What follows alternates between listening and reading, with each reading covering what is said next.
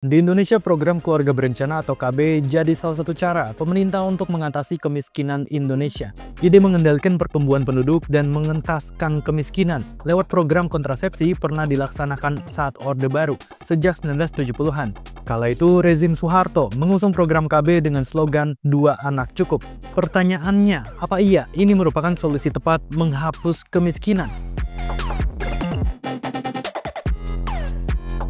Data BPS mencatat persentase penduduk miskin di Indonesia pada 1980 sampai 2000 fluktuatif, naik turun dari 28,6% hingga 19,1%. Sosiolog dari Universitas Negeri Jakarta, Rahmat Hidayat menilai, program KB tak efektif melawan kemiskinan di era Orde Baru. Kita punya pengalaman di era Orde Baru. Ya, Orde Baru ketika tahun awal 70-an itu mengeluarkan kebijakan secara nasional itu secara nasional yang kita sebut sebagai keluarga berencana, KB. Dan tiap keluarga harus memiliki dua anak saat itu. Karena dianggap saat itu Indonesia mengalami booming, ya booming pendudukan. Pertanyaannya saat itu, apakah itu bisa mengurangi kemiskinan?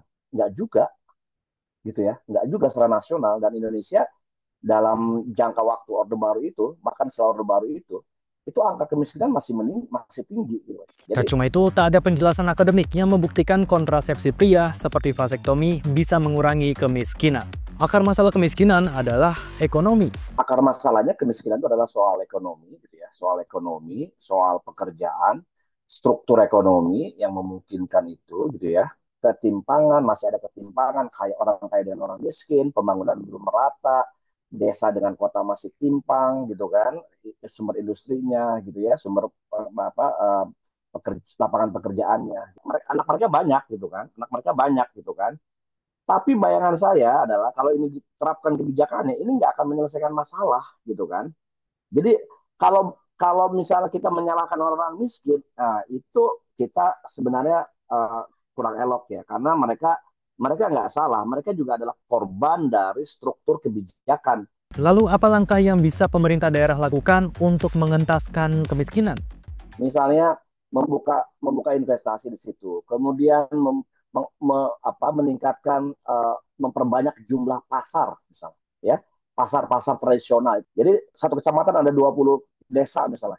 Ya dia buka tuh 15 pasar di desa di kecamatan tersebut.